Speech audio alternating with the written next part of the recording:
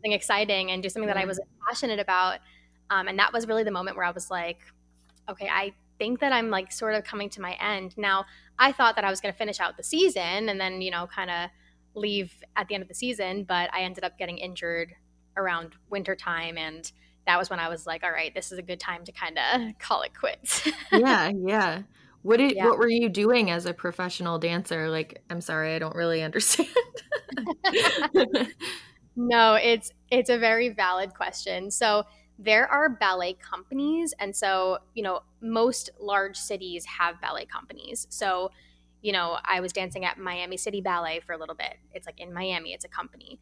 I was dancing at Alabama Ballet. It's in Birmingham, Alabama, and it's a company. And so what these companies do is they have like seasons where they do performances. So usually at like the biggest theater in the city, they will do like weekends of performances. So like when I was in Miami, dancing with the company, we would do like 2 weekends at the biggest theater in Miami, and then 2 weekends in Fort Lauderdale, and then 2 weekends in another place and whatever. So you kind of like would travel a little bit and stuff like that. But basically, it's like a full time dance position where you are constantly rehearsing for whatever performance is coming up, and then you do all the performances. And it's something that a lot of people don't really know about. But if you look at pretty much any ballet company, you'll see like it's like a full year long Wow. thing. Yeah, that's really cool. I had no idea. And Yeah. that just goes to show that there's like so many things you can do in the world and like, oh my God. And you have no idea. Did you have like supportive people around you, like other ballet dancers? Yeah, absolutely. I think that it's definitely a little bit interesting with other dancers because although you're always like making friends with dancers and things like that, and 100%, I'm not 100%, but majority of my friends are still dancers because I just, built those friendships over time. But I feel like with a lot of people, it's really, really, it can be difficult because there is a level of like competitiveness there, which is always tough. Like, when you get a role that somebody else wanted and they're your best friend, it's like, ugh, it Yeah. can be very tricky in those situations. And so, although there's a lot of support from other dancers, sometimes there's not a lot of support from other dancers. And so, it can be really, really hard in that career to find people who genuinely support you and genuinely want the best for you. It's just it can be tough, and I did find a lot of people like that, and they were my friends, but Yeah. it's definitely it's hard. It could be hard to Yeah. find. Yeah. Well, that's good that you did find some good people because I think that can go one of two ways. You know, it could be really difficult to get through the day, and those days sound so hard when you don't have like a support system. It Yeah, almost sounds to me like a similar culture to like gymnastics, kind of very hard, a lot of work and everything. Did you have that type of dynamic with, I don't know if you probably know what I mean by that, but like with the coaches and stuff, like did they push you really hard and were they called coaches? I don't even know. Teachers? yeah, they're called teachers, and then your ballet school. I'm going to talk when I was a student because that's mainly when this kind of Mhm. harsh stuff really Mhm. happens. But they're called like teachers, and then there's also like a director of the school, Mhm. director of the company, sort of thing, depending on if you're a student or a professional dancer. But when you are a ballet student, you are pushed very, very hard, like very hard. Mhm. It's so difficult. Now that I'm out of it, it's a lot easier to talk about. But like when you're in it, you just think it's so normal and Mhm. so like okay. But looking back now, like they would make comments about your weight, they would make comments about the way you looked, they would make comments about your legs, your arms, literally anything. And it's just normal. Like you're like desensitized to it. And Mhm. they do push you to do your best. They are great, and many teachers are great. Not every teacher is like this at all. I don't want to like say Yeah, that. yeah. Not every teacher is like this.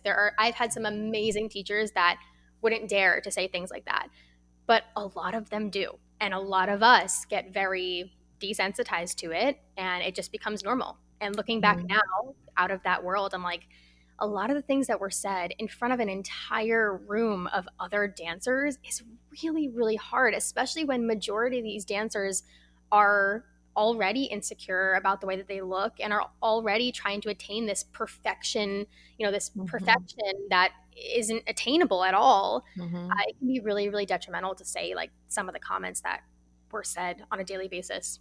So yeah, Yeah. it definitely push you very hard. And I think even worse than like the physical aspect, it's more of like the mental and emotional side of it, you know? Yeah, I can't imagine that. I mean, from the things that I've seen, just I feel like it's all on Netflix, like cheerleading and like Yeah. gymnastic stuff. That's the only way I'm exposed to this. This is why I find it so interesting because it's just a whole other world that I've never been exposed to or understood, obviously. Yeah. But it really just shows. And I'm thinking of like all your reels and stuff that get so many views. For me, that shows me how many people are out there that can connect to you. Like, I just would never guess that I could have that type of audience, but if somebody who does this that I have no connection to has millions of people resonating, you know what I mean?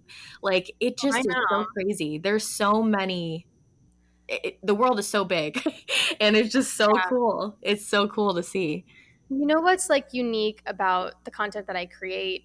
And I have two Instagram accounts. So for those Mhm. listening, I do have two pages, but I have one that's dedicated mostly to my ballet stories and, you know, talking to other dancers. And the reason why they get so many views is because nobody talks about it. Honestly, Mhm. nobody talks about it. Especially if you're in that world, you're never going to talk about it. Right. Yeah. And I can tell you, like, pretty much every day I get a dancer or a parent of a dancer who DMs me and says, "Thank you so much for talking about this. I've never seen anybody talk about this."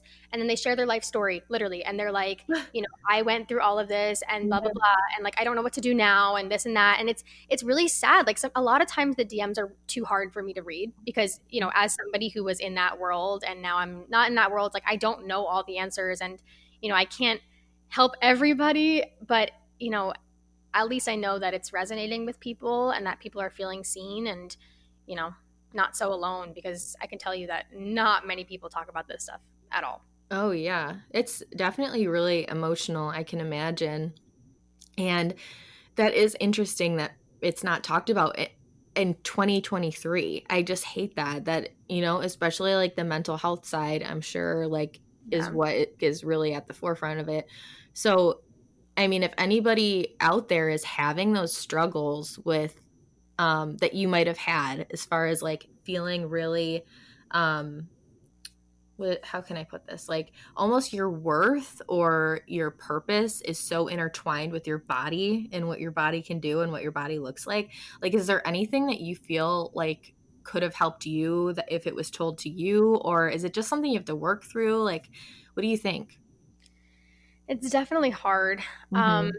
you know, with you saying like I can't believe nobody's talking about it in 2023, like there are people who do talk about it, but I Mm-hmm. would say majority of people don't, and that's Yeah, what makes yeah. it so hard.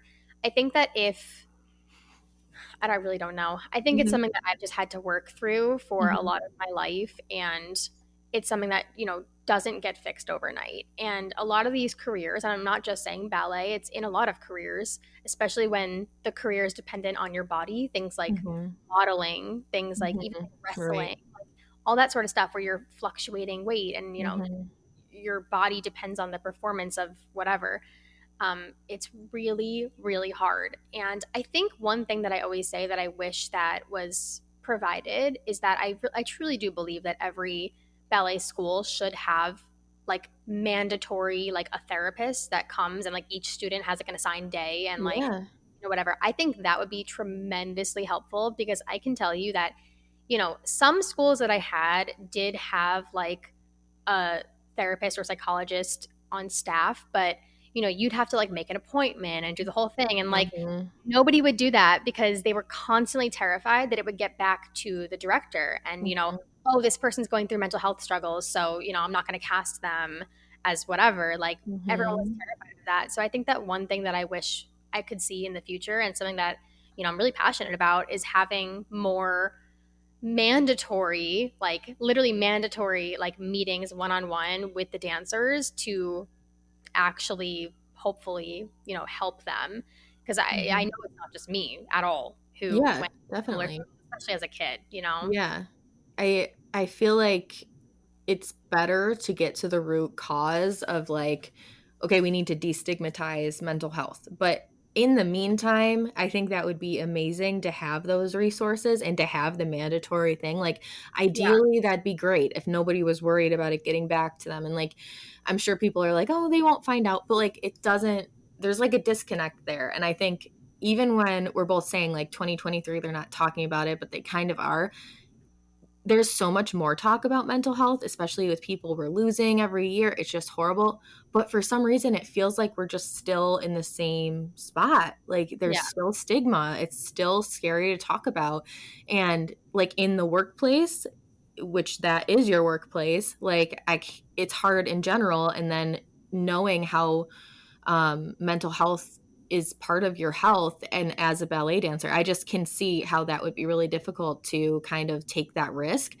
But I had somebody on the other day on the podcast, and she was talking about her OCD and how she had to present this to like who she works with. And they kind of weaponized it like against her and were kind of like, well, we'll give you a break, or we'll let you like have your time, like just so it doesn't make anybody feel comfortable coming out to talk about any of this stuff. No. And yeah, like you said, it is talked about more, I'm sure, like mental health in general, but it really needs to like, I don't know, it's one of the most frustrating things for me because I still, even as somebody outspoken about mental health, I have been for years, like probably a decade, I've been talking about mental health online, and it still feels so scary to Yeah. admit because you feel like just so exposed. You know what I mean?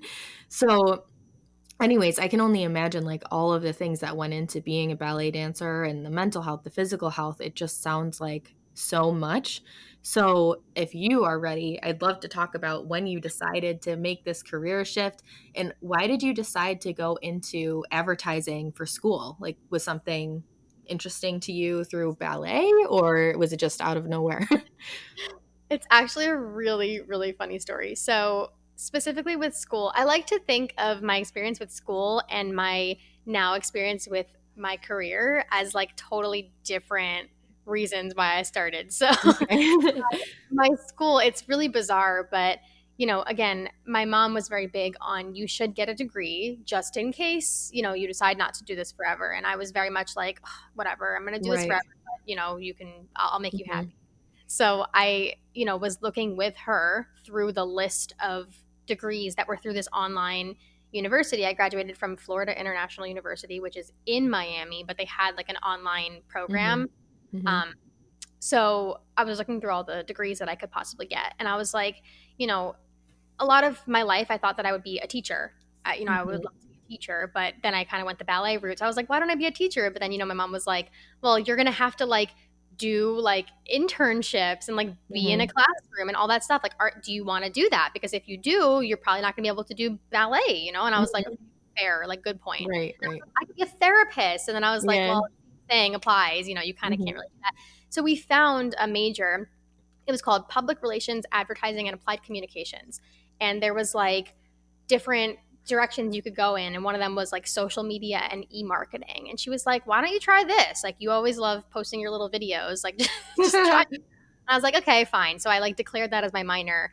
And throughout the 4 years of college, weirdly enough, this ended up being my career. Now, it's kind of a whole different story because the reason that it ended up being my career was mainly because I started doing like a network marketing business for a little while. And so I was selling products through my Instagram page and I got really good at it. And I had people asking me, like, how do you make those reels? Like, can you teach me how to make those reels? How do I make money online?